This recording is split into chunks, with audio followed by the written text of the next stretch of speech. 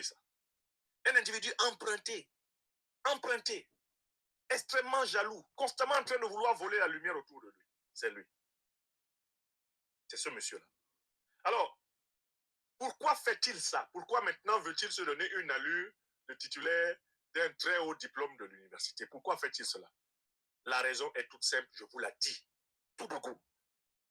Blé Goudé se prépare à jouer en 2025 le rôle que Konan Kouadio-Bertin, son acolyte, celui qui venait lui donner à manger, celui qui le nourrissait pour Ouattara quand il était à La Haye, il veut jouer le rôle que Kakabe a joué en 2020. Lui, Blé Goudé veut le jouer en 2025.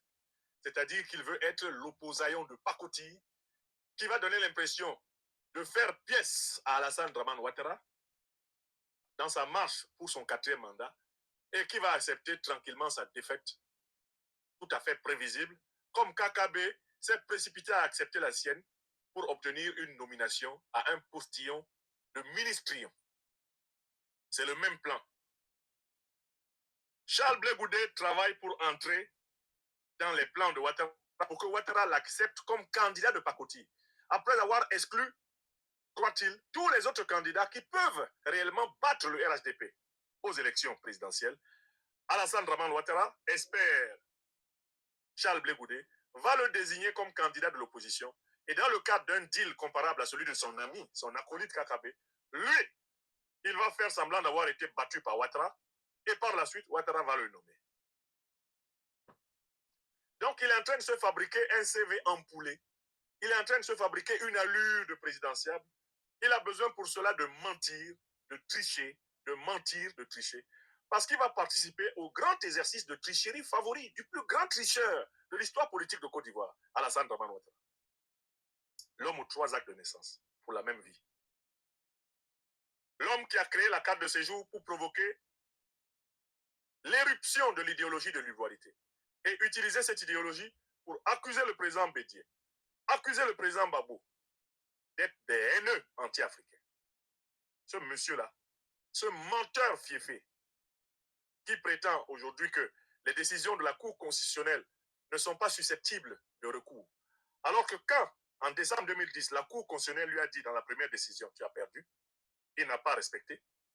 Ce monsieur qui est le père le plus ontologique du mensonge politique en Côte d'Ivoire, c'est ce monsieur-là qui a déteint et qui sert à la réalisation suprême de la carrière de tricheur de Charles Blé Goudé.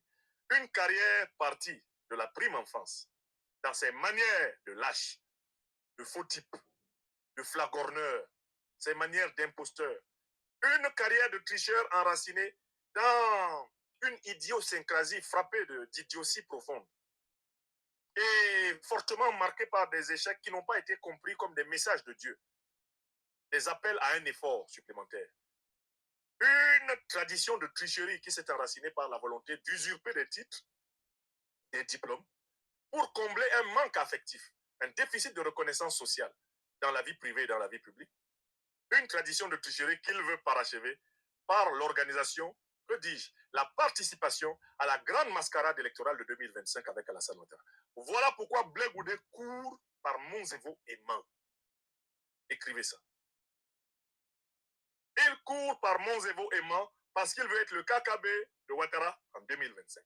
Ce que Kakabe a fait contre le peuple de Côte d'Ivoire, Kakabe dont les larmes de crocodile devant le cercueil du président Bédié se retourneront contre lui sous forme de malédiction. Ce que Kakabe a fait contre le peuple ivoirien, accompagné Alassane Ouattara dans le massacre des siens, accompagné Alassane Dramane Ouattara dans le vol de la fonction présidentielle, ce que Kakabe a fait et dont il ne s'est toujours pas repenti, c'est ce que Blé Goudé veut faire. Et voilà pourquoi il s'engouffre dans les mensonges. Alors, en conclusion, qu'est-ce qu'il faut tirer de tout ceci? Blé Goudé a toujours 2 chemins. Nous sommes tous des enfants de Dieu par la création. Et en ce sens, nous avons vocation à faire preuve de compassion, de sens du pardon, mais à condition qu'il y ait repentance. Blé Goudé peut changer de vie. Si Blé Goudé renonce à être un faux type, si Blé Goudé reconnaît devant la communauté ivoirienne qu'il a triché, reconnaît qu'il n'a jamais eu la licence, qu'il n'a jamais eu la maîtrise, reconnaît qu'il n'a donc jamais pu avoir le diplôme d'études supérieures spécialisées, le peuple ivoirien peut reconsidérer la sincérité de son fils. Bon, je m'arrête là, et puis je vais faire mon commentaire comme vous savez très bien, comme d'habitude. Bon, là c'est impressionnant. C'est impressionnant, mais en même temps c'est un plaisir pour moi de pouvoir apporter un droit de réponse. Bonjour à tous, Djoubian, c'est mon surnom sur le net. Je suis accessoirement, mais accessoirement seulement spécialiste de la France. En revanche, je suis un panafricain authentique, un panafricain très convaincu. Pas un panafricain des circonstances, pas un panafricain en toc comme Monsieur Niamsi. Oui. Mais c'est fou, hein. Alors, j'ai noté, j'ai pris quelques notes, mais vous savez, je suis plus à l'aise moi à parler comme ça. En fait, quand je l'observe comme ça, Monsieur Niamsi, à dénigrer Charles Blé Goudé, je me dis, mais pourquoi tant de haine? Pourquoi tant de jalousie? Pourquoi tant de haine? Voilà, c'est les deux mots qui me reviennent. Et puis, quand je l'observe encore plus, je me dis, mais ce monsieur doit être un ivrogne. Si ce n'est pas le cas, bon. Mais si c'est le cas, circonstance atténuante. Comprenne qui veut, comprenne qui peut. Et oui. Parce que, en gros, qu'est-ce qu'il fait? Il fait une vidéo, là, il fait une conférence, là, comme il a pour habitude, qui dure plus de 1 heure et demie, consacrée à Blé Goudé, consacrée à dénigrer Blé Goudé, à humilier Blé Goudé. Ah, je suis tombé là-dessus hier ou il y a 2 jours. Alors, par contre, je tiens à m'excuser parce que j'ai fait une vidéo hier. Figurez-vous que je suis, moi, abonné à Free. Et puis, il se trouve que, comment dire ça, il y a des problèmes là dans mon secteur. Et voilà, donc depuis quelques jours, il y a des problèmes au niveau de Internet.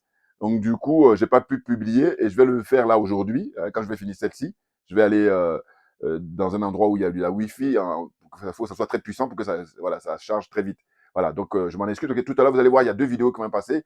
Et celle que j'ai faite hier, vous allez voir la date, et elle devait passer hier, mais comme j'ai des problèmes d'internet, voilà. Bon, revenons à nos moutons, comme dirait l'autre, ou revenons à Monsieur Niamsi. Comment dire ça? C'est un opportuniste.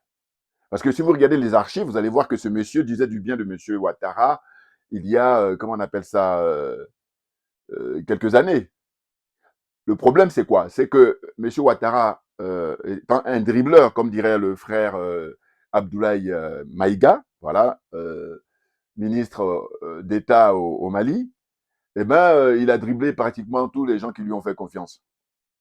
Et comme on a pour habitude de dire que, comment dire ça, les promesses n'engagent que ceux qui croient. Bon, eh ben, Monsieur Guillaume Soro, sa frustration vient du fait que dans le privé, quand ils sont ensemble comme ça par le passé, Monsieur Ouattara aurait promis qu'il prendrait sa place après 2 mandats. Or, il n'a pas respecté sa parole. Et du coup, compte tenu de cette frustration-là, eh ben, monsieur Guillaume Soro a décidé de prendre sa revanche. Et ça consiste en fait à envoyer monsieur Niamsi, qui est un chien de garde, tout simplement. Oui. Alors, je suis à l'aise, vous savez pourquoi? Parce que moi, je suis désintéressé. Ça veut dire que Charles Blé Goudé ne me connaît pas. Moi, je le connais en tant qu'homme public. Et ce qui se passe, c'est que pourquoi je suis à l'aise, c'est que je suis désintéressé. Ça veut dire qu'en fait, quand je défends Blé Goudé, je défends un idéal. Comprenez-vous? Donc, j'ai pas 5 centimes, ça m'aurait même pas intéressé, parce que ça y est, j'ai une liberté, je suis jaloux de ma liberté. Et ceux qui me connaissent, ou ceux qui me découvrent là, qui sont sincères, hein, quand ils regardent mes analyses et tout, ils doivent voir, non, incorruptible. Alors évidemment, j'ai mes défauts, sinon je ne serais pas un être humain. Mais je reviens toujours, je dis, s'il y a un concours, il y en a qui ne pourront pas tenir. Voilà. Donc, parce que la vie, elle fait que de concours. Malheureusement, il faut le reconnaître, il ne faut pas faire des dénis par rapport à ça. Parce qu'il y a des gens qui veulent faire des dénis. C'est une réalité naturelle. Voilà. Voyez-vous? Donc, ce monsieur, je pense que quand ils sont en privé, eh ben, leur jalousie, leur haine, ils ont une haine profonde vis-à-vis de Charles Blé Goudé, mais tout simplement parce qu'ils sont frustrés sur le fait que Charles Blé Goudé a pu rentrer enfin en Côte d'Ivoire. Parce qu'en réalité, si Charles Blé Goudé était resté ici en Europe, eh ben, je pense qu'ils auraient moins de critiques. Mais le fait qu'il soit rentré, c'est pas tout. Mais le fait qu'il soit rentré, puis Guillaume Soro en train de tourner, on ne sait pas où il est. Il a été en Turquie, il a été en France, il a été en Arabie Saoudite ou au Koweït ou à Dubaï. Je sais pas, en tout cas le tour du monde. Et puis maintenant, les dernières nouvelles, là, en 2023, il est arrivé dans les pays de l'AES. Hein? Bon, mais au jour d'aujourd'hui, toujours est-il qu'on ne sait pas exactement où il est. Donc c'est ça qui les rend haineux, c'est ça qui fait qu'ils ont eu cette jalousie vis-à-vis de Charles Blé Goudé. Ça, c'est mon point de vue, mais c'est ma conviction personnelle. Donc, qu'est-ce qu'il dit dans ses vidéos, en gros, qu'est-ce qu'il reproche? Il reproche à Blé Goudé, il a fait 4 thèmes. Bon, c'est un, comment dire ça, un professeur agrégé. Bon, mais franchement, quand je l'écoute, là, je me dis, mais heureusement que c'est pas la panacée. Ah ben oui, oui, sinon on était fichus, hein. Oui, et du coup, ceux qui l'admirent, ah, j'ai dit, c'est des pauvres gens. Ah, excusez-moi. Bon, je vais quand même faire une distinction. Ceux qui admirent le professeur Niamsi parce qu'il sait bien parler, parce qu'il a la rhétorique, bon, voilà. L'art de la parole, il l'a. Bon. Mais sauf que, moi, quelqu'un qui parle moins bien que lui et qui est intègre, voilà, je vote pour lui. Voilà une différence majeure. Or là, ceux qui sont les groupies du professeur Niamsi, mais qui vont accepter de dire que non, le fait qu'ils suivent Guillaume Soro, là, ils adhèrent pas. Là, j'ai une certaine considération pour ces gens-là. Mais en revanche, le reste de contingent qui vont le suivre, quoi qu'il en soit, je dis non, on n'est pas à la même hauteur. Oui, parce que moi, ma religion, c'est la vérité, la justice. Et puis de quoi? Je dis, l'intégrité morale, on fait un concours, il y en a beaucoup qui sont éliminés, il y a des gens qui vont peut-être me battre. Je dis bien peut-être, parce que moi là-dessus, quand je vais jusqu'à dire c'est ma religion, pensez bien, pensez bien. Voilà. Ah non, mais c'est dingue. Alors, évidemment que j'ai fait déjà plusieurs vidéos sur Guillaume Soro, sur Niamsi. Hein. Vous pouvez regarder. D'ailleurs, ça a réalisé pas mal de scores. En tout cas, en moyenne, je vais dire, par rapport aux autres vidéos que je fais. Hein, les vidéos que j'ai fait précédemment sur Niamsi, sur, comment dire, Guillaume Soro. Bon, Guillaume Soro, peut-être un peu moins, mais Niamsi, voilà, ça cartonnait. Bon. Mais c'est une question d'argument, toujours d'argument. Donc lui, il dit quoi? Il dit qu'en gros, Blé Goudé est un tricheur, Blé Goudé est un menteur, Blé Goudé est un usurpateur, hein, comment dire, un farceur. Enfin, bon, tout y va, hein, tout y va. Alors évidemment, c'est pas peut-être dans son vocabulaire, mais ça se ressemble, hein, ça va dans le même sens. Parce qu'en gros, qu'est-ce qu'il dit? Blé Goudé n'a pas le niveau qu'il prétend avoir, qu'il n'a pas les diplômes universitaires qu'il prétend avoir. Et c'est pour ça que disais tout à l'heure, quand je l'entends parler, j'ai dit, mais heureusement que lui qui est agrégé en français, hein, langue française, hein, professeur de français, mais j'ai dit, mais heureusement que c'est pas la panacée. C'est-à-dire que, heureusement que pour pouvoir payer sa facture, pour pouvoir bien vivre, n'a pas nécessairement besoin d'être professeur d'université. Et puis d'ailleurs, là où je me dis, mais lui qui se veut être très fort en philosophie, mais dans la réflexion, c'est de dire, mais attends, il y a des gens comme Cissé Bakongo qui ont des diplômes justement vérifiés, hein, c'est-à-dire incontestables, mais qui sont nuls, mais nuls à chier. Et donc, juste ça, juste cet exemple-là, suffit pour ne même pas continuer à débattre sur la question de Blé Goudé, à savoir s'il a eu ses diplômes ou pas ses diplômes. Voyez-vous, juste ça. Puis, vous me donnez encore les différents noms et puis je vais l'allumer un à un. Parce que moi, je vous dis, concours d'honnêteté intellectuelle. Ces gens-là, je vous dis quoi? Je vais pas contester le fait qu'il a peut-être beaucoup plus d'argent que moi, ça c'est sûr, alors que moi, c'est pas mon problème. Et puis, je vais pas contester qu'il a eu ses diplômes régulièrement. Mais par contre, ce que je vais contester, c'est son intégrité morale. Et je dois vous dire que on est dans le domaine de servir l'intérêt général. Et que par conséquent, c'est là où je les bats tous. Quand je dis tous, je veux dire que il y a des gens qui ont fait égalité avec moi. Mais voilà. Évidemment, évidemment. Et puis il y en a qui, évidemment, sont au-dessus de moi. Évidemment. Mais il y en a beaucoup que je vais larguer parce qu'en fait, ils ne sont pas à leur place. Voilà. Quand il s'agit de servir l'intérêt général. Et oui, mais bien entendu, mais bien entendu. Et non pas que je te joue au yo-yo, c'est-à-dire que M. Ouattara, si, il ne faut jamais perdre ça de vue. Si M. Ouattara avait respecté sa parole et que Guillaume Soro aurait pris sa place, on était dans une continuité de la France-Afrique. Oui, oui, oui, oui. Et du coup, M. Niamsi, aujourd'hui, serait, comment dire, conseiller principal. Il est toujours, hein, mais au moins, il y a une différence quand tu es conseiller de Guillaume Soro aujourd'hui qui est en train de jouer le fugitif. Hein. Il joue le fugitif. J'utilise bien l'expression jouer le fugitif. C'est fait, hein, j'ai fait ça sciemment. J'utilise ça sciemment. Donc, il fait le tour du monde là. Et puis, si Guillaume Soro avait eu le poste de président de la République, c'est pas pareil. On est d'accord, au moins. Or, moi, personnellement, dès qu'on parle de Blé Goudé, je ne peux pas m'empêcher de l'associer à Guillaume Soro. Au sens de dire que comme je dis, ma religion, c'est la vérité et la justice. Donc, vous comprenez bien que toujours, c'est une question d'équilibre. Or, on est dans un déséquilibre total, à savoir que quand il y a eu une guerre, quand il y a eu des histoires, voilà. Bon, il y a deux groupes qui s'affrontent, deux individus qui s'affrontent. Voilà. Hein, bon. Eh bien, on a amené le groupe de M. Gbagbo avec Charles Bégoudé et puis Mme Gbagbo, Simone Gbagbo. Et tout ça, on les a amenés, pas condamnés. En tout cas, on les a, d'une certaine façon, je veux dire, bon, normalement, ils n'ont pas été condamnés par la justice, mais la France-Afrique les a condamnés, ça c'est sûr, parce que le nombre d'années dont ils ont été privés, c'est en ce sens-là que j'utilise ce terme-là. Voilà, comprenne qui veut, comprenne qui peut. Là encore. Bon, voyez-vous. Donc, ils sont allés là-bas dans les géoles de la France-Afrique, à la CPI, hein, de géol de l'impérialisme, géol du colonialisme, voilà. Et donc, on leur a privé de leur liberté, mais c'est quelque chose qui est fondamental pour un être humain.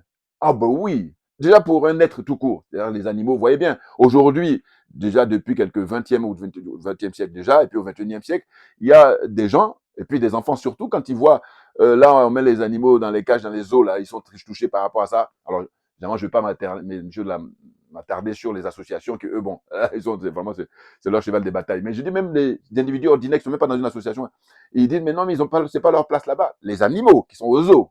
Donc, comprenez bien que quand on vient maintenant sur un être humain, quand on prive un être humain de sa liberté, mais il n'y a rien de plus violent. Voyez-vous, il y en a qui ont la force, comme lui, Charles Bégoudé, puis le président Laurent Gbagbo, qui ont pu tenir, mais il y en a d'autres que ça perturbe définitivement. Et puis, ils en arrivent même deux fois à, comment dire, supprimer de leur vie. Vous voyez, comprenne qui veut, comprenne qui peut. C'est très profond, là, tout ce qu'on dit. Oui, oui, oui, oui. Donc, Niamsi, je vous dis, ceux qui me découvrent maintenant, vous pouvez regarder mes anciennes vidéos que j'ai faites sur lui. Hein. C'est tranquille. Et je vous dis, ce gars-là, en privé, quand il regarde mes vidéos, je peux vous dire, c'est un autre discours qui tient. En privé. Parce que vous savez, chacun de nous a l'orgueil, et puis, comment dire ça, voilà. Mais sinon, je veux dire par là que l'orgueil fait que, quand il y a du monde, il ne va pas le reconnaître. Mais quand il est tout seul, parce qu'il y a une question de conscience, hein, parce que moi, je vise dans le mille. Puis, ma religion, c'est la vérité et la justice. Donc, je dis que ceux qui le soutiennent, ils ne savent même pas que lui-même, en privé, il dit non, le gars, il me connaît. Il sait quelles sont mes motivations. Mais parce que, attendez, c'est très clair. Comment on peut tenir rigueur Blé Goudé quand on sait que Guillaume Soro, il a du sang sur les mains? Et j'en reviens toujours à la même chose. Hein. Je dis, mais pour l'instant, Blé Goudé n'a pas de sang sur les mains. Et à partir de là, ben, je ne peux pas, comment dire ça, le critiquer, euh, lui en vouloir, sous prétexte qu'il a truqué un diplôme, je ne sais quoi. Est-ce que vous essayez de comparer un peu les choses qui sont comparables? En tout cas, moi, c'est mon paradigme. Il faut comparer ce qui est comparable. Sinon, on s'y perd. Sinon, on ne sait pas de quoi on parle. Et dans ce cas-là, j'ai dit, bon, assieds-toi, prends des notes, ferme-la, parce que j'ai pas le temps. J'ai pas le temps. Ouais. Oui, oui, oui. Alors, il y a un frère là que j'aime beaucoup, hein, j'ai beaucoup d'estime pour lui, il va se reconnaître. Lui et moi, on a échangé maintenant il y a plus d'un mois ou un mois, parce qu'il m'a téléphoné un jour, il m'a dit, oui frère, qu'est-ce que tu en penses de Blé Goudé, toi qui es toujours à le soutenir? Je lui ai expliqué, mais on est resté quoi, 3 quarts d'heure au téléphone et tout, bon, il n'avait pas l'air très convaincu, mais bon, je dis, écoute, quand c'est comme ça, je dis, écoute, garde tes points de vue, moi je garde les miens, voilà, ce que j'appelle balle au centre, voilà. Mais l'avenir nous le dira. Mais j'ai beaucoup d'estime, hein, parce qu'il a beaucoup d'estime pour moi aussi, donc c'est pour ça, c'est réciproque. Voilà, parce que c'est un des frères vraiment qui un jour, je partais en province et puis il m'appelle. Hein, je me rappellerai toujours de ça. J'étais, comment dire ça, je suis les quais pour attendre le train. Et il m'appelle, je décroche et puis il me dit, écoute, je viens de regarder ta dernière vidéo, mais franchement, arrête de parler des diplômes parce qu'il y a des gens qui sont diplômés plus que toi, tout ce que tu veux, mais par contre, quand il s'agit de traiter le sujet, tu vas droit au but. Alors qu'eux, ils sont périphéries, là, ils tournent. Ils sont dans le mensonge, ils sont dans l'escroquerie morale. Voilà, et là, ça m'a beaucoup touché. Donc il m'a dit, franchement, non, voilà, tu es plus percutant. Voilà. Et donc, ça m'a touché. Mais il faut dire que mon épouse, elle me dit ça depuis des décennies, parce que voilà. Mais donc, lui, il me connaît un peu, mais le peu qu'il me connaisse déjà, il dit ça. Hein. Bon, donc, revenons à nos moutons, là encore une deuxième fois. Vous savez, ah là là là, là nous les négros, hein, c'est terrible, hein. Bon, allez, comme j'aime m'improviser. Charles Blé Goudé, vous le mettez en face à face avec Niamsi, Niamsi ne pourra pas faire le poids au bout d'une heure. Et j'exagère, même une demi-heure. Charles Blé Goudé, vous le mettez en face à face, je parle dans des discussions intellectuelles, c'est-à-dire de pouvoir débattre sur les faits de société, sur le projet de société, face à Guillaume Soro. Guillaume Soro ne pourra pas tenir. Et là, j'en demande à ce qu'on diffuse ça, Mondiovision. Quand je dis ça toujours, c'est évidemment, mais je veux dire que ça soit transparent. Voilà. On laisse chacun prendre la parole et puis à tour de rôle. Contradiction, argument. De mon point de vue, hein, alors que je ne le connais pas personnellement, mais le peu là que je l'ai observé, Charles Blé Goudé, j'ai dit non, il va les battre eux tous chacun, tour à tour. Pourquoi? Mais parce que le domaine dans lequel on est, mais il est dans l'excellence. Mais bien entendu. Et c'est ça qu'il oublie, Niamsi. Oui, oui, oui, oui. Mais c'est fait exprès, hein. C'est-à-dire qu'en fait, comme j'ai expliqué au début, qu'ils sont frustrés parce que Blé Goudé n'est plus celui qu'ils ont vu, comment dire ça, hein, lever les foules, hein, et puis la jeunesse. Voilà, c'est plus cette personne-là. Il a de la maturité, il a du vécu, hein, beaucoup de souffrance, et puis beaucoup de résilience. Et là, eux, leur mentor, Guillaume Soro, il est fugitif, et Blé Goudé en Côte d'Ivoire. Donc ça les dégoûte. à un point. Du coup, qu'est-ce qu'ils font? Ben, ils ont décidé ben, de le salir en permanence en disant que Sizo Bakongo aurait dit ça et que pourquoi il ne porte pas plainte pour démontrer. Mais j'ai dit, mais attendez, dites-moi. Moi, là, concours d'honnêteté intellectuelle. Regardez bien ma démonstration. En Côte d'Ivoire, là, depuis M. Alassane Ouattara au pouvoir, ça fait combien? Depuis 2011, hein? 2010-2011, qu'il est au pouvoir, on est en 2024, hein? Donc 14 ans qu'il est au pouvoir. Hein? Voilà, bon. Qui est une même personnalité publique ou pas publique, qui va là au tribunal et puis qui obtient gain de cause quand il sait que il a en face de lui des gens qui sont partisans de M. Ouattara. Dites-moi qui a gagné. Moi, je veux savoir. Avant même l'histoire de Blé Goudé. Voyez-vous? Donc, ça s'appelle simplement du bon sens. Et attention, il ne suffit pas d'avoir du bon sens, il faut avoir l'intégrité morale. Ce qui leur manque cruellement.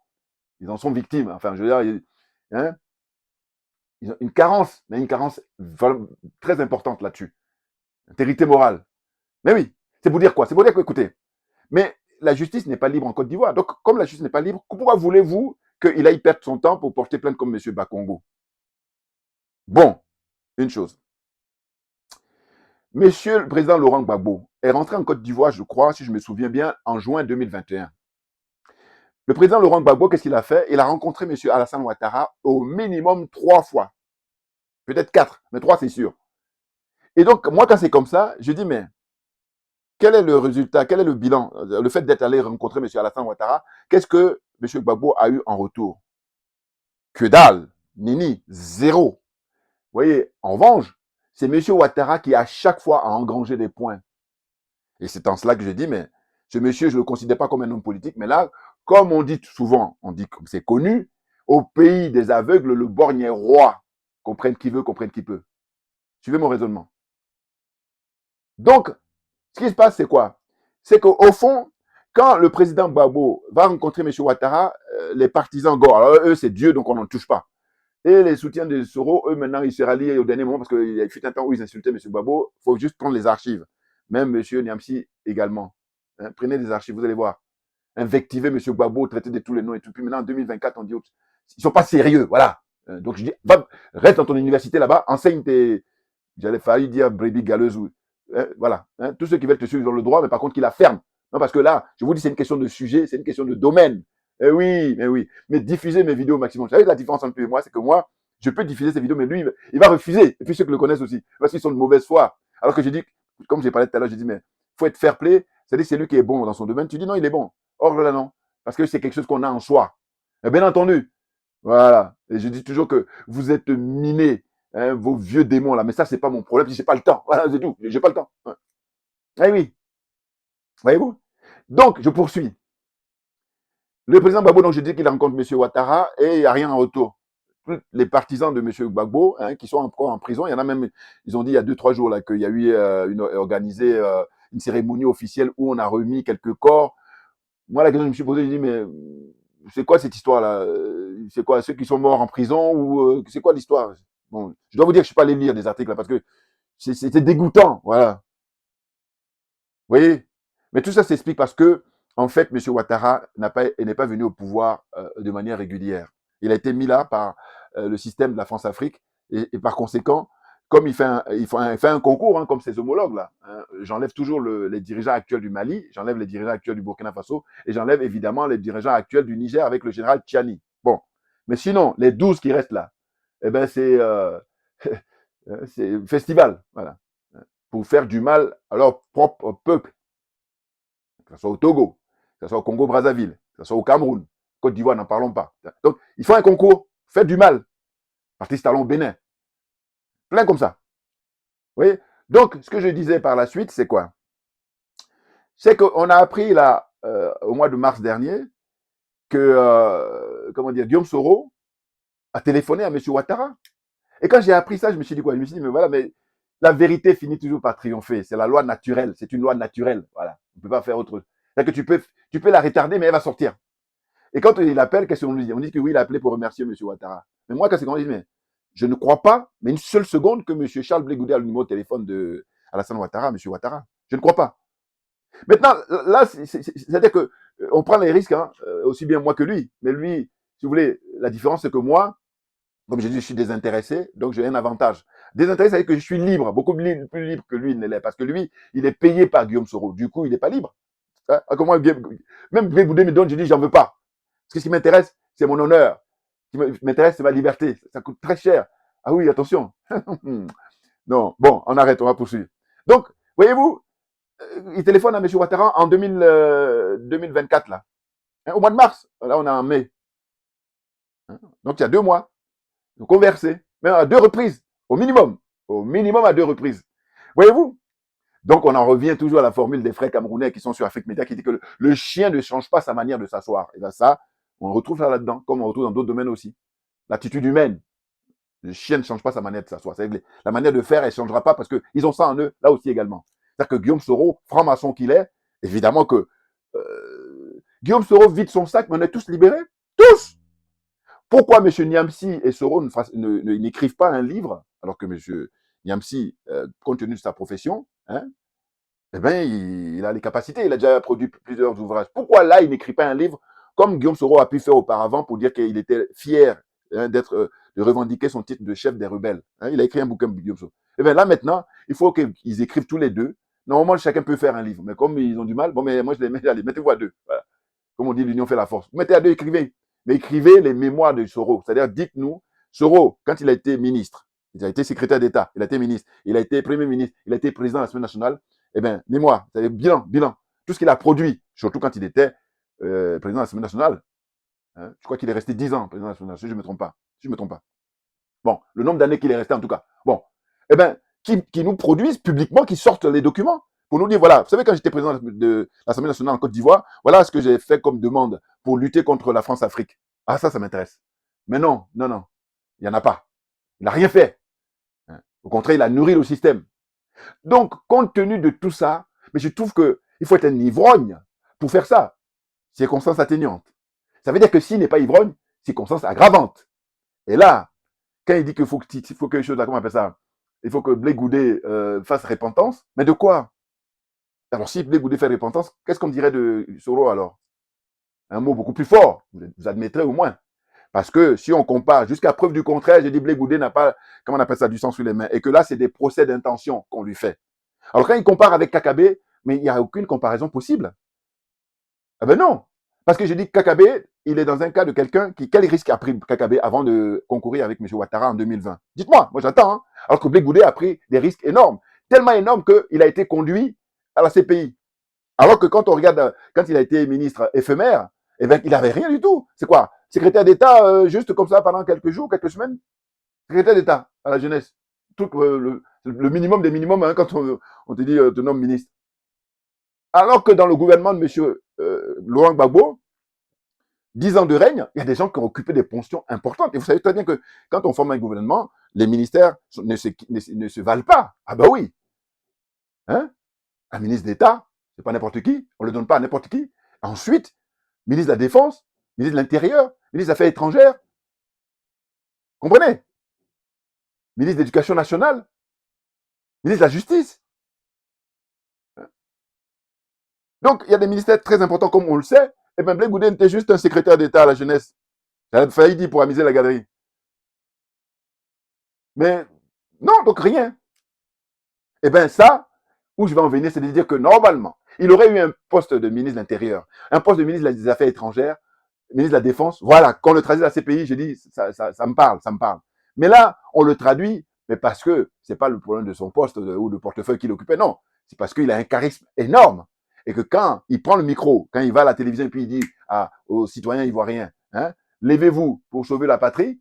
Et là encore pareil, des gens comme Isaac Kofi, hein, qui va dire oui, parce que moi, je vais vous dire, dites-moi dans les commentaires, j'attends toujours, hein, Blé Goudé, je veux savoir, est-ce que je suis le seul à le défendre? Ça me dérange pas, hein, mais je veux dire, quand je dis ça me dérange, je dis que je vais pas me retirer pour autant. Voilà, je vais toujours continuer à le défendre, jusqu'à preuve du contraire. Au sens où, quand je vais avoir la preuve que voilà, il s'est présenté avec M. Ouattara, évidemment que voilà, ce serait mon terminus. Mais pour l'instant, on n'a aucune preuve. Eux, ils sont dans les spéculations.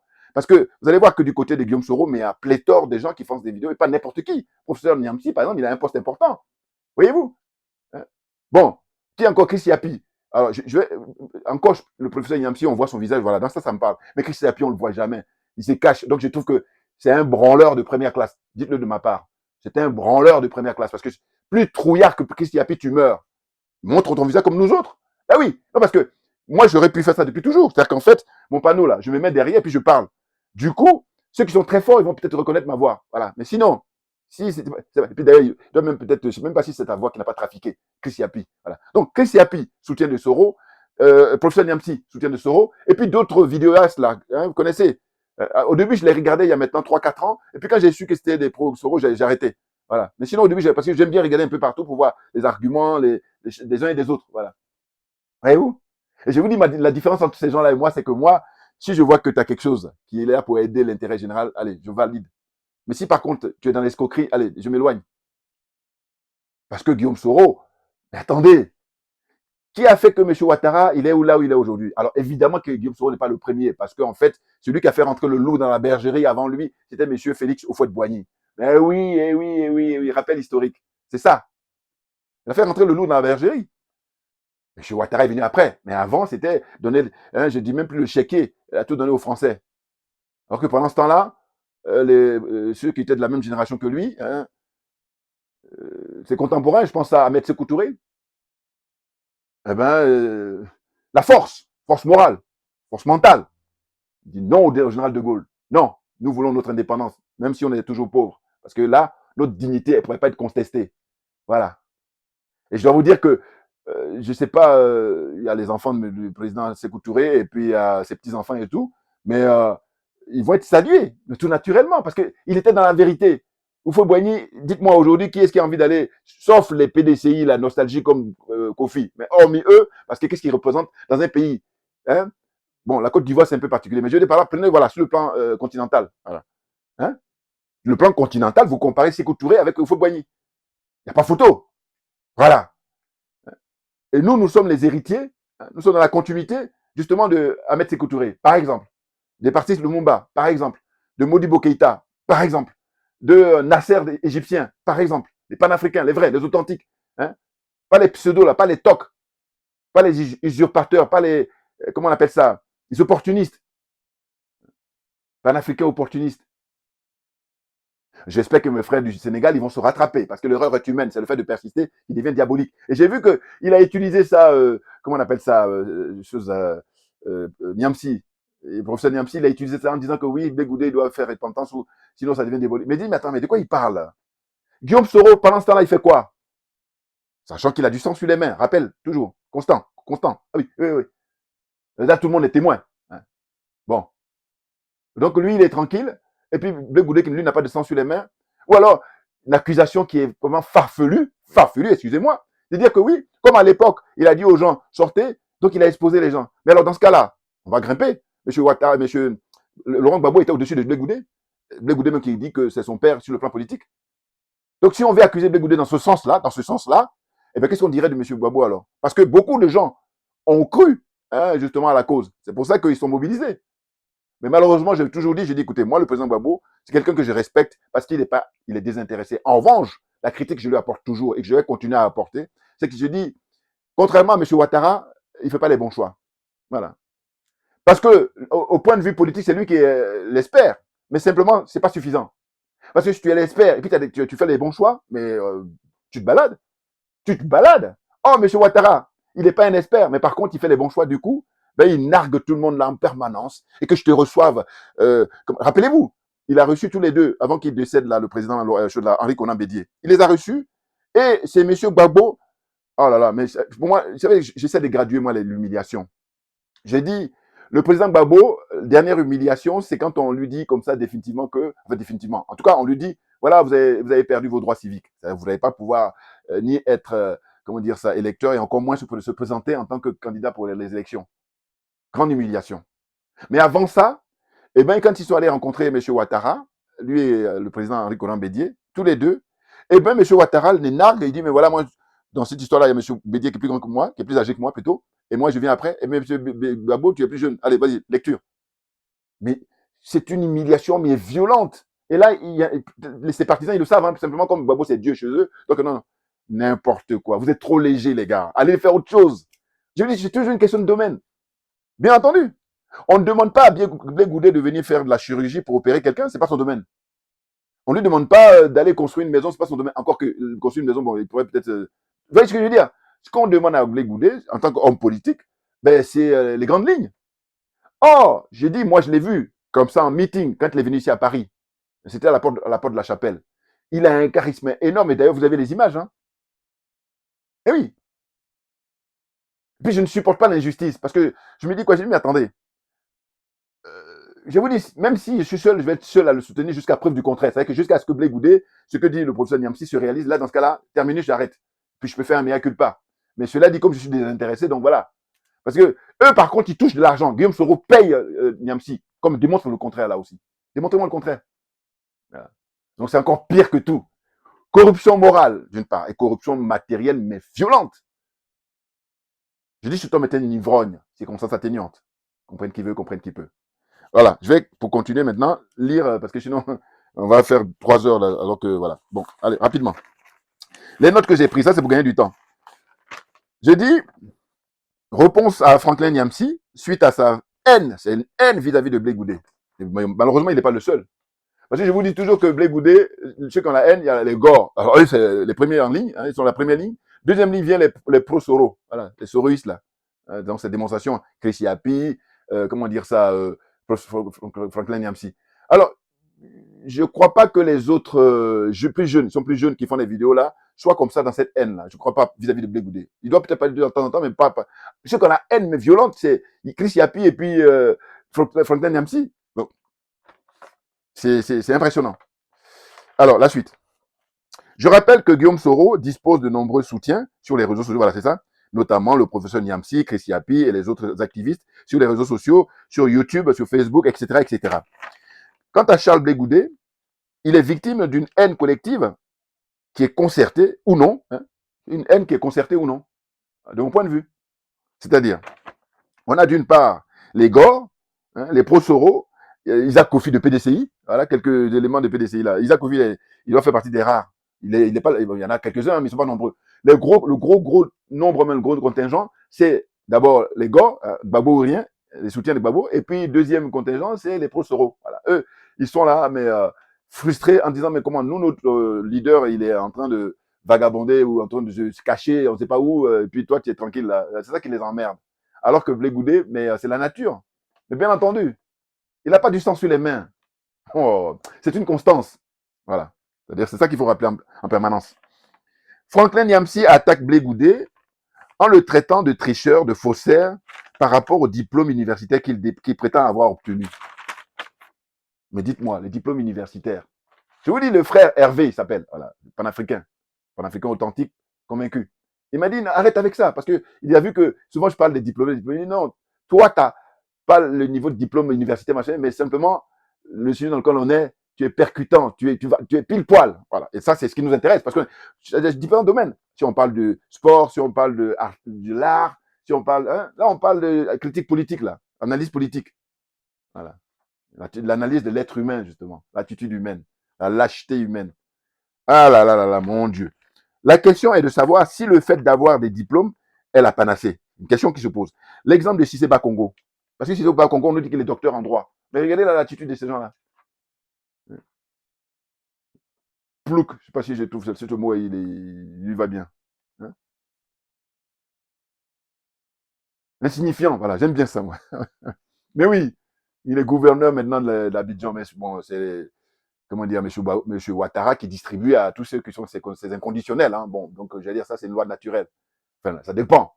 Parce que là, on est dans, voilà, il ne faut pas oublier. Ils vont se dire qu'ils vont se vanter d'être en démocratie. Non, messieurs, vous êtes en folklocratie. Je répète, vous êtes en folklocratie qui vient du mot folklore. Voilà. Et puis on sait très bien quand je parle de folklore, hein, en Afrique en général, et puis en Côte d'Ivoire notamment, y compris. Voilà. Comprenne qui veut, comprenne qui peut. Donc on est en folklocratie. C'est pour ça qu'on retrouve Cissé Bakongo en tant que gouverneur d'Abidjan. On retrouve qui encore j'ai failli dire la copine des Kofi là, parce que j'aime bien quand il la critique. Comment appelle l'actuelle présidente du Sénat. Kandia Camara, voilà. Elle a été ministre de l'Éducation nationale, catastrophe. Ministre des Affaires étrangères, alors encore pire. Et puis maintenant, elle est présidente de la... Voilà, bon. Mais écoutez, heureusement que on n'est pas mort, enfin, on n'est pas immortel. Oui, oui, parce que chaque chose a sa fin. Non, parce que, attendez, la souffrance qu'on fait subir aux gens, souffrance morale, souffrance physique. C'est impressionnant. En tout cas pour moi. On avance. Donc je disais que donc l'exemple de Cité Bakongo, voilà, justement, l'un des partisans du monsieur Alassane Dramane Ouattara, mais il n'est pas le seul très diplômé, malheureusement, qui est corrompu, voilà, moralement et matériellement. Et ils sont légion en Afrique. Oui, ils sont légion, c'est-à-dire qu'ils sont très nombreux, comme ça, à être corrompus moralement et puis corrompus matériellement. C'est pour ça qu'on est les derniers de la classe. Hein. Là, il ne faut pas aussi chercher midi à 14. Pourquoi tant de haine envers Charles Blé Goudé? Charles Blé Goudé est l'enfant prodige. Ah oui, vous pouvez même mettre les deux, prodigue et prodige. Voilà. La vie politique en Côte d'Ivoire, bien entendu. J'ai même failli dire la vie politique africaine, parce que Blé Goudé, aujourd'hui, il va faire les visites dans les différents pays, il va avoir l'acclamation, ce qui n'est pas le cas de Guillaume Soro. Donc, posez-vous les bonnes questions, cherchez l'erreur. L'expérience qu'il a faite là, hein, récemment, quand il est parti au Cameroun, juste une petite parenthèse, j'ai vu les images où il était avec Alain Foucault là. Bon, je ne vais pas lui tenir rigueur parce que le pauvre, il n'a pas beaucoup de gens qui le soutiennent, donc c'est pour ça. Mais voilà, c'est une parenthèse. Mais sinon, voilà. Hein? Il a acclamé, il est reçu comme ça, les bras ouverts. Dites à Guillaume Soro, il marche sur la pointe des pieds, puis il va se cacher pour aller voir les dirigeants du Burkina Faso et puis les dirigeants, comment dire ça, du Niger. Par contre, j'ai pas vu les images du Mali. C'est étrange. Bon, la suite. Donc, j'ai ajouté que Charles Blé Goudé est naturellement l'héritier politique du président Laurent Gbagbo, que vous le vouliez ou non. Mais bien entendu. Ah ben oui, c'est clair et net. Et c'est ça qui se jalouse à mort. Alors, parce que professeur Niamsi, qu'est-ce qu'il dit là? À un moment, il dit, oui, regardez, tellement il est ridicule et tellement il est infréquentable que le président Gbagbo refuse de le recevoir. Alors, j'ai dit, mais voilà. Quand je vous dis que quand on fait un concours d'honnêteté intellectuelle, il ne pourra même pas participer avec moi parce qu'il est. Autant, moi, je ne peux pas rivaliser avec lui pour aller enseigner les gens la philosophie là où il est là. Encore que, voilà. Mais, par contre, dire ça, mais pourquoi il ment comme ça? Le président Gbagbo refuse de recevoir Blé Goudé, mais parce que c'est l'entourage du président Gbagbo qui empêche. Sinon, le président Gbagbo lui-même, il n'a rien contre Blé Goudé. Là aussi, il faut le savoir. Ils sont tellement malhonnêtes que même s'ils savent ça, ils n'ont pas envie de le dire. Ah, c'est terrible, hein, c'est terrible. Mais heureusement, je dis merci à ceux qui ont inventé Internet. Parce que là encore, on en revient. S'il n'y avait pas Internet, je fais comment moi pour répondre à ces gens-là? Ah, c'est dingue, c'est dingue. Bon, alors la suite. Blé Goudé dispose d'un charisme qui est très, très jalousé par ses adversaires et ses ennemis. Si l'on organise un débat, voilà ce que je disais tout à l'heure, entre Charles Blé Goudé et Guillaume Soro, entre Charles Blé Goudé et Franklin Niamsi, entre Charles Blé Goudé et Chris Yapi, et les autres hommes et femmes politiques de sa génération, mais il va les battre tous à plat couture. Ah oui, ça j'en suis convaincu. C'est ce que j'ai vu là, quand il fait ses conférences et quand il a un meeting. Ouais, ils sont jaloux de ça. On a, la zone des aliénés, la zone des complexés et la zone des, comment dire ça, corrompu. Voilà, aliéné, complexé et corrompu. Et puis moi, j'ai ajouté Guassou. En Côte d'Ivoire, quand on dit Guassou, tu veux un peu plus. La zone des jaloux et des sorciers. Voilà. Par contre, on peut s'en sortir. C'est juste une question essentielle, question personnelle. Hein. Il faut que ce soit une volonté personnelle, une volonté collective et puis une volonté politique, tout naturellement. Et je rappelle toujours que la volonté politique, elle se manifeste au Mali, au Burkina et au Niger. Voilà.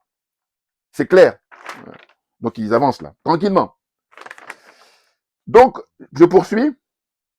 Si l'on organise, voilà, donc j'ai parlé des débats et tout. Ne pas oublier le voyage qu'il a effectué au Cameroun. Ça, j'en ai déjà parlé, voilà, récemment. Voilà. Alors, ensuite, excusez-moi, hein, j'avance tout doucement, mais tranquillement. La question est de savoir si Charles Blé Goudé dispose de téléphone de M. Ouattara. C'est ce que j'ai dit tout à l'heure. Parce que M. Guillaume Soro, il a téléphoné à M. Ouattara au mois de mars. Là. Voilà. Alors qu'on nous disait qu'ils étaient fâchés, que Guillaume Soro, il va faire tout pour le renverser, patati, etc., etc. Oh là, il téléphone là comme une petite souris qui se cache pour dire oui, merci d'avoir libéré Soul to Soul, hein, mon bras droit ou un de mes compagnons de lutte. Ah là là là, c'est pitoyable. Donnez-moi d'autres mots encore, prêtez-moi d'autres mots, s'il vous plaît. Mais par contre, quand j'ai vu ça, j'ai dit, mais par contre, quand on voit les critiques apportées par Niamsi, j'ai dit, mais Blé Goudé n'a pas le téléphone de M. Ouattara. En tout cas, démontrez-le-moi. Hein. J'ai fait une lecture tout à l'heure d'un article que j'ai publié là, concernant Blé Goudé, justement, pour terminer cette vidéo. Alors, donc je disais, je rappelle que le président Gbagbo a rencontré plusieurs, voilà, c'est ce que j'ai dit tout à l'heure, hein, il a rencontré M. Ouattara à plusieurs reprises. Quels sont les bilans de ces différentes rencontres qui, selon moi, ont été au seul avantage de M. Ouattara, tout simplement. C'est M. Ouattara qui a gagné en les rencontrant. Parce que lui, ça lui fait une publicité énorme en disant, regardez, moi j'autorise mes opposants à venir me rencontrer. Puis ils sont là, à plat, par terre, allez. Oh là là, ça fait pitié. Enfin bon, qu'est-ce que vous voulez? Le problème, c'est purement la haine et la jalousie de tous les détracteurs et les ennemis de Charles Blé Goudet. Car ces derniers auraient voulu que Blé Goudet fasse allégeance à Guillaume Soro. Ah oui, oui, oui. Là, c'est les pros Soro, là. Hein. Si Blé Goudet faisait allégeance à Soro, voilà, ils n'allaient pas le critiquer, ils allaient même le respecter. Enfin, respecter le mot peut-être fort. En tout cas, ils n'allaient pas l'insulter et puis l'humilier. Voilà. Donc, le problème, ce qui n'est pas le cas des Gors. Les Gors, eux, pareil, si Blé Goudet faisait allégeance au président Gbagbo au sens de dire, bon, voilà, je ne crée pas mon parti, je me range derrière le président Gbagbo comme ça, comme un soldat, comme il a pu le faire par le passé, eh bien là, on ne l'aurait pas critiqué. On le critique parce qu'il a décidé de s'émanciper, alors que c'est une loi naturelle. Je dis, prenez tous ces gens-là qui font des critiques. Monsieur Niamsi, il a des enfants. Monsieur, qui est encore, je ne sais pas si Chris Yapi, je ne le connais pas, lui, c'est Cash, hein, un trouillard de première classe. Voilà. En général, tous ces gens-là, hein, ils ont des enfants. Mais j'ai dit, mais à un moment donné, l'enfant, il grandit et puis il s'émancipe. Si ce n'est pas le cas, c'est grave, c'est inquiétant. Mais sinon, si c'est le cas, mais c'est normal. Voilà. Et là, dire ça aussi, il faut faire preuve de bon sens. Il faut faire preuve d'intégrité morale. Bouillard, là, il faut que je lâche la bombe encore au moins une fois. Là. Bon, la suite.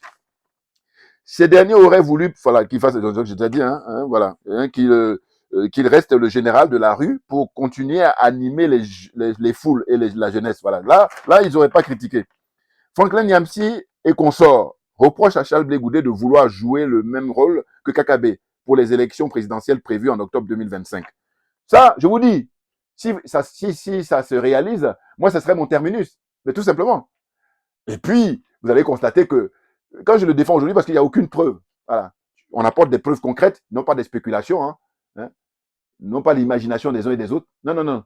Parce que si c'est Bakongo, là, quand lui il raconte ça, mais c'est pour perturber le jeu. Et puis quand, après, certains viennent me dire, mais pourquoi il ne va pas porter plainte contre lui? Mais pourquoi il va porter plainte là où la justice n'est pas libre? Non, mais franchement, alors il se vante, monsieur Niamsi, il dit, oui, il a porté plainte contre moi à Paris, et puis il a perdu finalement, il est content de ça. Mais, vous savez, quand je vois ça, j'ai dit, mais on est loin du compte dans le sens où mais l'oligarchie française, hein, ceux qui manipulent tout ce beau monde-là, mais eux, champagne, en permanence, là. Ouais, parce qu'ils voient là, les nègres là, qui, tant qu'ils continuent à se battre, eux, ils ne prennent pas conscience que non, il faut qu'ils se mettent en groupe pour riposter, parce que c'est pour ça que nous, les panafricains, les vrais, hein, pourquoi on a attaqué? Mais parce que justement, c'est nous qui avons pris conscience et on est très sérieux. Voilà, on n'est pas farfelu, on n'est pas dans la légèreté, on est dans du très lourd. On a, hein, comme référence, le capitaine Ibrahim Traoré. Ouais, il fait peur. Il leur fait peur. Il fait trembler l'impérialisme. Pour ne même pas dire la France-Afrique. Hein? Jonathan Chani. D'ailleurs, on s'est même demandé pourquoi Bassirou il n'est pas allé au Niger. Là aussi, pareil, c'est intéressant au niveau intellectuel. Quelles sont les raisons? Il va peut-être y aller, mais pourquoi il n'est pas allé là, comme ça dans la foulée? Puisqu'il a été au Mali d'abord, ensuite il a fini au Burkina Faso. Alors qu'ils sont trois. L'AES, c'est 3 pays. Voilà. Mais je ferai une vidéo pour revenir encore sur mes frères là. Parce que eux, je ne les lâcherai pas. Et vous voyez bien que quand je dis que je suis désintéressé, mais ce que je reproche justement aux gens comme Niamsi, je dis, mais Guillaume Soro, étant donné qu'il a du sang sur les mains, tu es quelqu'un qui est beaucoup respecté par rapport à tes connaissances, à ton savoir, mais mets-le au service de l'intégrité morale et non pas se noyer dans l'alcool et puis raconter n'importe quoi sur toi assis à la maison. Bon, il fait ce qu'il veut. Oh, mais non, mais franchement, vous rendez compte? Regardez-moi ça. Enfin, bon, bref. Il discrédite en tout cas le fait d'être docteur en philosophie. Philosophie, bon, n'importe quoi. Donc, je disais,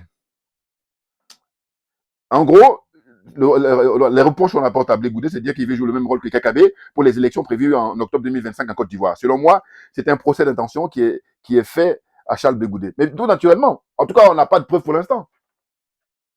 Qui est-ce qui a la preuve que Blé Goudet va faire comme Kakabe? Je ne comprends pas. Oh, ça, au fond d'eux-mêmes, ils savent qu'il ne va pas le faire, mais ils disent, en entendant, voilà, on le salit. On le salit parce qu'il a la cote. Et c'est un charisme naturel. Quand Blé Goudet se déplace dans toutes les villes en Côte d'Ivoire, il est populaire. Et ça les énerve. Et même le mot énervé, même le mot est faible. C'est pire que ça. Ils ont une haine, mais c'est terrible. C'est terrible. Hein? Là, maintenant, on rentre dans le domaine de la psychiatrie. Hein? Moi, je dis qu'il faut interner beaucoup de gens. Il faut aller les soigner. Voilà. Parce qu'interner, c'est peut-être le mot est fort, mais soigner, ça, c'est sûr. Ah oui, oui, oui, oui. Ah là là là, mon Dieu. Donc, je disais, par la suite, voilà, c'est ça, je rapproche la fin là. N'y a-t-il pas d'autres priorités à défendre, à combattre aujourd'hui dans la zone franc CFA et en Côte d'Ivoire en particulier? Il n'y a pas d'autres priorités que de s'acharner sur Charles Blé Goudet, à savoir s'il a eu le diplôme de licence, de maîtrise, de doctorat, hein? Qu'est-ce qu'il y a encore? Master, de quoi encore? De ECS. Enfin, bon, dans sa vidéo, il énumère tous les diplômes universitaires, n'importe quoi. Ah là, le ridicule tue à petit feu, hein. Attention. Ah oui, oui, oui. Le ridicule tue à petit feu. Ça, c'est de moi, ça. Bon, la suite. Charles Blé Goudet est-il responsable de l'installation de toutes les bases militaires françaises en Afrique, hein, les bases militaires françaises, les bases militaires américaines en Côte d'Ivoire? Est-ce que Charles Blé Goudet est responsable de ça? Alors que ça, c'est des sujets de fond, des sujets essentiels, des sujets importants. Mais là, il n'en parle pas. Ou s'il en parle, eh ben, c'est vite expédié. Alors qu'il faut s'arrêter là-dessus. Il faut focaliser là-dessus. C'est ça qui nous importe. En tout cas, la nouvelle génération. Et non pas les disciples Blé Goudet a eu ce diplôme, pas de diplôme. Non. Ceux qui ont plus de diplômes que lui, quand il s'agit de traiter la question, de venir, comment dire, expliquer aux gens, ils font pas ça, ils fuient. Ou ils font la langue de bois à mort. Ils noient le poisson, pour ne pas dire l'expression populaire, ou n'importe quoi. Ah là là là, c'est dingue. Je dis, Blé Goudet est-il responsable des guerres de déstabilisation des pays de l'AES? Est-ce que c'est Blé Goudet qui est responsable de ça? En revanche, Guillaume Soro, ah ben, ça, historiquement, il a une responsabilité, mais qu'on ne pourra pas enlever. Lui, par contre, il a besoin de faire repentance. Mais sincèrement, oh là non, on est très loin du compte. Parce qu'on fait une fuite en avant, alors on se croit plus malin, on est opportuniste, on attend de voir n'importe quoi. Vous êtes trop léger, je vous dis, vous êtes trop léger. Maintenant, ce qui est bien, c'est que je vous dis, moi, ma vidéo là, partagez-la au maximum, partagez-la auprès de M. Niamsi là-bas et puis Chris Yapi aussi. Et je vous dis, ces gens-là, quand ils regardent mes vidéos en privé, parce que si tu veux, si il y a du monde, ils vont, non, non, parce que c'est normal. Mais en privé, non. Sauf que j'appuie là où ça fait mal. Et là, je vais à l'essentiel, voilà, c'est tout. Je vais à l'essentiel. Donc, la suite, c'est quoi?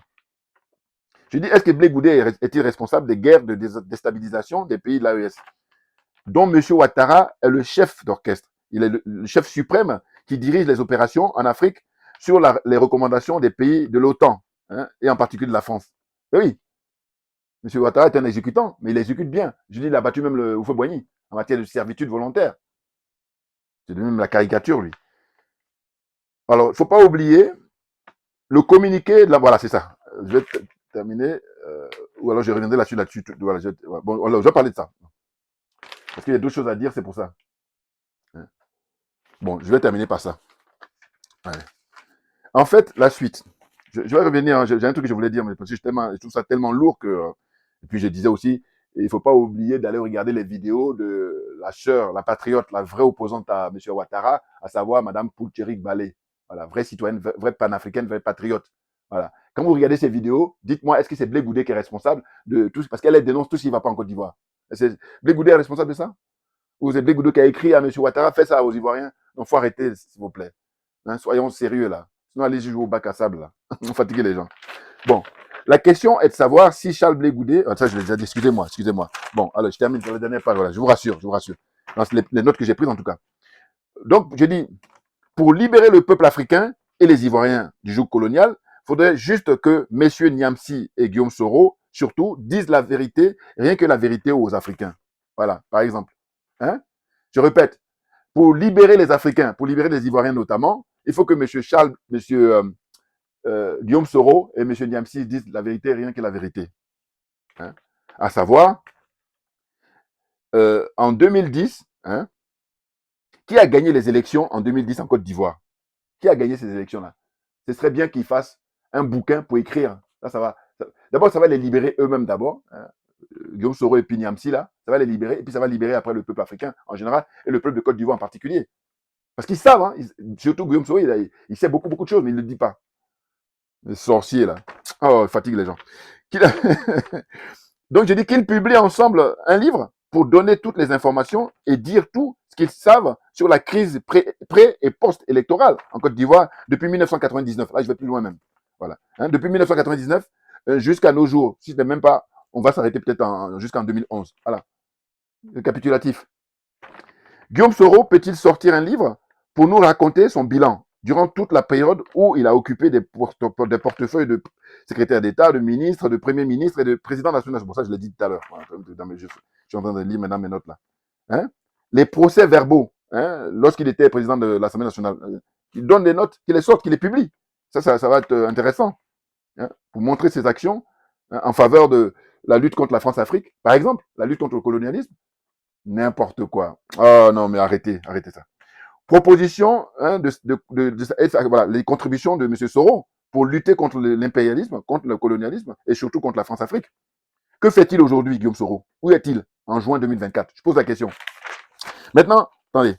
Là, je suis tombé là-dessus, là. C'est un frère qui m'a envoyé, je le remercie, hein, je ne sais plus qui, mais en tout cas, c'est un frère panafricain. Je remercie. Il m'a envoyé ça. En fait, il y a l'ambassade de l'Ukraine en Côte d'Ivoire qui a fait un communiqué pour recruter des volontaires. Ah là là là là là, mais là, quand je dis c'est violent, le mot est faible. L'ambassade de l'Ukraine en Côte d'Ivoire, hein, fait un communiqué et je crois que c'est depuis le 24, je sais pas, et ça a pris fin, enfin, théoriquement, hein, c'est marqué sur le communiqué, le 30 mai. Donc, ils ont demandé aux jeunes Africains en général et les Ivoiriens en particulier, venez, venez, venez, vous allez aller combattre la Russie en Ukraine. Vous vous rendez compte, est-ce que vous vous rendez compte la responsabilité des Houphouët-Boigny, des Senghor, de tous ceux qui avaient le pouvoir important et qui n'ont pas fait le nécessaire. Et donc là, c'est la facture là qu'on est en train de payer au XXIe siècle. Mais très clairement. Mais oui, c'est pour ça que vous savez, quand je suis à l'aise, deux fois, j'ai dit, mais attendez, c'est une question de oublier la jalousie. Et puis dit, bon, il est bon, il faut le mettre. Parce que moi, quand je soutiens à mort hein, mes frères qui sont au Burkina Faso, parce que je dis, mais ils sont compétents, ils sont qualifiés, ils sont intègres. Les frères qui sont au Niger, hein, sont qualifiés. Pareil au Mali, ils sont qualifiés, les colonels. Voilà. Ils font le nécessaire en peu de temps. Hein, regardez. Alors qu'il y en a qui sont restés au pouvoir. Paul Biya, 40 ans, 42 ans maintenant, là. Même peut-être 60 ans même, parce qu'avant d'être président, il a été conseiller de la présidence. Après, il est devenu Premier ministre, ainsi de suite. Voilà. C'est quoi le bilan? Quel est le bilan de Paul Biya, par exemple? Quel est le bilan de tous les autres, là? Par contre, il y a un bilan important, c'est de primer le peuple. Ah là, c'est ce que j'appelle le concours. Un concours qui a fait du mal à son peuple. N'importe quoi. Folklocratie oblige. Bouillard, là qu'on est bon, on est bon. Allez, oubliez la jalousie, les gars, les frères. L'ambassade d'Ukraine à Abidjan a diffusé un avis de recrutement de volontaires pour aller combattre contre la Russie. Hein? L'âge, il faut avoir 18 ans au minimum et 30 ans au maximum. C'est fait à Abidjan le 27 mai. Vous vous rendez compte? Est-ce que vous vous rendez compte? C'est terrible, hein? Mais on oublie, c'est une injure qui est portée justement aux tirailleurs sénégalais. Quand on parle tirailleurs sénégalais, c'est un terme générique. Ça concerne tous les Noirs qui ont été combattre pour libérer la France. Ça a donné quoi? Quel est le bilan? Qu'est-ce qu'ils ont eu en retour? Fusillade, le camp de Tireuil au Sénégal. Et c'est pour ça que les frères Sonko et puis Bassirou, là, s'il vous plaît, vous avez du boulot. Donc, oubliez, mettez en stand-by l'histoire de CEDEAO et puis non. Concentrez-vous sur l'histoire sénégalaise. Voilà, le rapport entre la France et le Sénégal. Ou si vous voulez, les rapports entre l'Occident et le Sénégal et puis la France en particulier. Voilà, planchez là-dessus. Je vous dis, moi, conseiller, j'ai une place de premier plan. C'est parce qu'il y a la jalousie et puis la malhonnêteté qui anime beaucoup. C'est pour ça. Mais sinon, non. Les arguments qu'on avance, chacun, hein, faites des vidéos et puis on va les comparer. Et puis, il faut les diffuser aussi au même niveau. Parce qu'il y en a d'autres, là, ils vont cacher tes vidéos. Malhonnête que vous êtes. Enfin bon, bref. Donc, vous vous rendez compte? Or, moi, la réponse que j'apporte, je dis, bon, écoutez, les Africains sont venus à l'époque pour défendre la France, la mère patrie quand il disait ça à l'époque. Général Mangin, ça remonte en 1870 là-bas. Après, il y a eu d'autres recrutements au fil des guerres. Mais à chaque fois, ils étaient. Et qu'est-ce qu'ils ont eu en retour? L'humiliation, si ce n'est même pas l'assassinat. L'extermination. C'est ce que ça a eu. Et là, maintenant, au XXIe siècle, ce sont les petits-enfants de ces gens-là. On dit, voilà, venez, vous allez aller encore. Qui est-ce qui a mis en place d'abord l'apartheid en Afrique du Sud et qui a duré 40 ans? Qui a entretenu l'apartheid en... Mais ce sont les mêmes qui aujourd'hui viennent recruter. Bon, donc, écoutez, excusez-moi, c'est une question de domaine. On est dans l'imposture totale, ceux qui occupent les postes. Hein? Et donc, quand le moment viendra, on va les juger. Hein? Ah ben oui, Alassane Ouattara, ils vont être jugés tôt ou tard. Voilà. Il y en a qui vont me prendre pour un rigolo, mais écoutez, on est tous mortels. Voilà. Ils vont être jugés tôt. Non, mais parce que c'est pas possible. Qu'est-ce que ceux qui ont été auparavant nos anciens, hein, qui ont été comme ça, les pauvres, qui n'avaient pas le recul que nous avons aujourd'hui? C'est sa circonstance aggravante. On a suffisamment de recul, mais malgré ça, il y en a qui disent non, on va aller. Bon, heureusement qu'ils n'ont pas grand succès, hein, heureusement. Mais moi, je dis le fait qu'il y ait un communiqué, ça me met hors de moi. Vous voyez, je me calme, parce que non, mais c'est pas possible. Alors, maintenant, pour me mettre en force. Le président Vladimir Poutine, selon moi, c'est un homme providentiel, d'abord pour son peuple, le peuple russe, et c'est un homme providentiel pour tous les pays africains qui veulent sortir de l'impérialisme, du colonialisme et de la France-Afrique. Une fois que j'ai dit ça, là, qu'est-ce que tu as ajouté après? Donc, ferme-la, assieds-toi et prends des notes. En tant que instituteur. Voilà, c'est en cette qualité-là que je te parle. Donc, la ferme, pas perdre mon temps. Jaloux, là, sorcier. Voilà. Donc, voyez-vous, tranquille. Les hommes providentiels au Burkina Faso avec le capitaine Ibrahim Traoré. Hommes providentiels, les colonels au Mali. Les hommes providentiels, c'est le général Tchani et ses compagnons de lutte au Niger. Voilà. Ça me parle. Ça a de la gueule, ça a de la tenue pour la dignité africaine. Rien que ça. Et c'est du lourd, du très lourd. Et ils flippent à tellement tous les. Il paraît qu'il y a des réunions en CDAO qui n'en finissent pas là. Mais parce que là, ils ont acté qu'ils quittent la CDAO définitivement. Je dis, ils ont pris un billet aller simple. Il n'y a pas d'aller-retour. Donc, Bassirou, là, il joue l'idiot utile. Je vous dis, j'espère qu'ils vont se saisir maintenant. Ouais, parce que hein, l'erreur est humaine. Voilà. Une fois que vous reconnaissez ça et vous rectifiez les tirs pour les jours, les semaines, les mois à venir, sachant que je ne vais pas oublier de vous dire, de vous rappeler constamment, vous avez 5 ans de mandat. Avant que 2029 n'arrive, vous allez organiser un référendum. En plus, au Sénégal, ils ont l'habitude. Hein. Je me suis documenté là, j'ai regardé. Hein, ils ont eu plusieurs fois à organiser des référendums. Donc, vous avez l'habitude de ça. Eh bien, vous allez organiser un référendum pour demander au peuple sénégalais est-ce qu'il va adhérer à l'AES ou est-ce qu'il va rester à la CDAO. Ça, je vais le faire constamment aussi. Non, parce que moi, j'ai dit ma religion, c'est la vérité et la justice. Vous comprenez bien. Je suis conforme à ma religion. Des plaisantins. Allez. Donc, voilà, pour terminer, j'ai pris cet article-là de Charles Blé Goudé, voilà, qui date d'avril 2024, excusez-moi. Hein, Charles Blé Goudé, Charlie. Non, mais c'est ça, bon, ils sont jaloux, c'est tout. Ils ont la haine, mais gratuite. Mais ça ne va pas l'empêcher de devenir ce qu'il doit devenir. Hein. Ce n'est pas eux qui décident, Dieu merci. Bon. Charles Blé Goudé, le gouvernement réagit à sa demande de dégel de ses comptes. Écoutez bien, hein. Le samedi 13 avril 2024, à l'occasion d'une rencontre avec les militants du Congrès panafricain, son parti politique, pour la justice, l'égalité des peuples, le COJEP, le politicien ivoirien Charles Blé Goudé a exprimé son mécontentement en ce qui concerne les restrictions dont il fait l'objet, notamment le gel de ses comptes bancaires. Hein? Avril 2024, c'est-à-dire il y a quoi? Même il y a 2 mois, parce qu'on est en juin là. Alors, s'il a des accointances, donc il est maso alors. Moi, je vous dis, c'est terrible quand même avec tous ces éléments-là qu'on a et puis les autres. Non, eux, ils savent très bien qu'en réalité, Blé Goudé, ils sont jaloux du fait que, je vous dis, Guillaume Soro est toujours en exil. Voilà. C'est ça leur problème. Ça les perturbe, mais grave. Alors que la vie, c'est un long fleuve tranquille, hein. Ou c'est pas en tout cas, voilà, c'est pas une course une course de fond, voilà. Enfin, une course de. C'est pas un sprint, voilà, c'est ce que je voulais dire. Voilà, excusez-moi. Hein? La vie, c'est pas un sprint. Voilà, c'est plutôt le fond. Donc ça continue, on en a pour longtemps. Les batailles à gagner, mais donc là, à l'époque, quand on revient en arrière, Guillaume Soro était comme un roi hein, quand il occupait des portefeuilles de ministre, là, Premier ministre et puis président national. Et la vie ne s'arrête pas là, heureusement. Alors maintenant, c'est lui qui doit faire repentance, et là, ils n'en parlent pas. N'importe quoi. Non, mais vous êtes trop léger, et puis vous êtes dangereux, vous êtes surtout dangereux. Donc, il disait quoi? Blé Goudé, donc, il exprime son mécontentement en disant qu'il demande à ce que ce compte soit dégelé, ses comptes bancaires. Oh, là, on va nous dire quoi? On va dire que oui, il fait de la mise en scène. C'est incroyable. Hein.